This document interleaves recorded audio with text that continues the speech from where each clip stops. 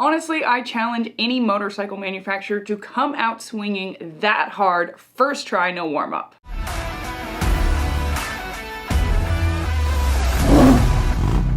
Personally, my entire garage of motorcycles are all metric, not one Harley-Davidson. However, I have gotten to ride the Pan Am, and I was curious, so I dug deep into the interwebs. There are some interesting findings. First off, the Harley-Davidson Pan America, aka the Pan Am, not the airline that went extinct in 1991, but the motorcycle brought to us in 2020.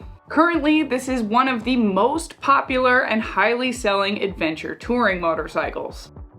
Starting with the price, these big ol' motorcycles all ring in at about the same cost. And if you happen to be a smaller rider, the Pan America actually has one of the lowest seat heights. Plus, the upgraded model includes adaptive ride height, and I've ridden with this. It is kind of interesting. As you come to a stop, the motorcycle will actually lower itself. Supposedly, if this feature ever were to fail, it will stay in the higher position so that you'll have maximum ground clearance. And it's very clear in the Pan Am that the Harley-Davidson engineers really did do their homework. In fact, a lot of them went to the actual ADV schools and rode tons of adventure bikes.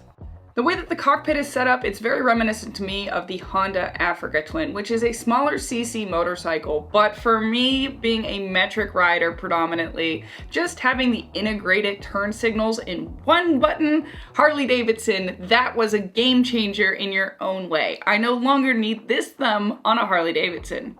Another out-of-character change, the Harley Pan America is chain-driven, opposed to most Harley-Davidsons driven with a belt. And this makes it much easier if there are rocks and debris, or you do tour the world on it and break a chain. It is much easier to find replacements than a belt, so smart move there. I noticed it was quite stable even in the twisties and let me get on the gas having a little bit of fun. Off-road, just like the others, there are switchable traction controls and ABS modes so that you can truly get the bang for your buck out in the dirt. I'll admit, this bike got me curious and had me doing a ton of research on the internet. You know who else would do a lot of research? Law Tigers, America's motorcycle lawyers, to make sure that you get the compensation you deserve if you're ever injured in a motorcycle accident. They have a ton of resources from medical professionals to crash investigators. There are some helpful links on that in the description should you ever need them.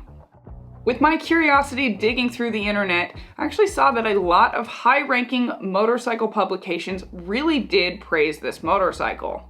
There were, of course, a few that think that Harley-Davidson did a great first attempt, but it might just be a few years behind where those that have been doing it a long time have already progressed to. I did manage to get the Pan America stuck. Look, Mom, no kickstand. So I did not want this to be a motorcycle review, and I'm certainly not selling you a motorcycle, but I wanted to do a deep dive and really see how close to some of these top motorcycles Harley got on the first try. And I hope that this lights a fire under other motorcycle manufacturers to step out of their comfort zone, do something different, and really put in the effort and the research to get it done right. First try, no warm-up. I hope this was interesting. If you could, give us a follow. There are some helpful links in the description if you need anything and want to learn more about Law Tigers. My name is Alyssa, and I will see you in the next one.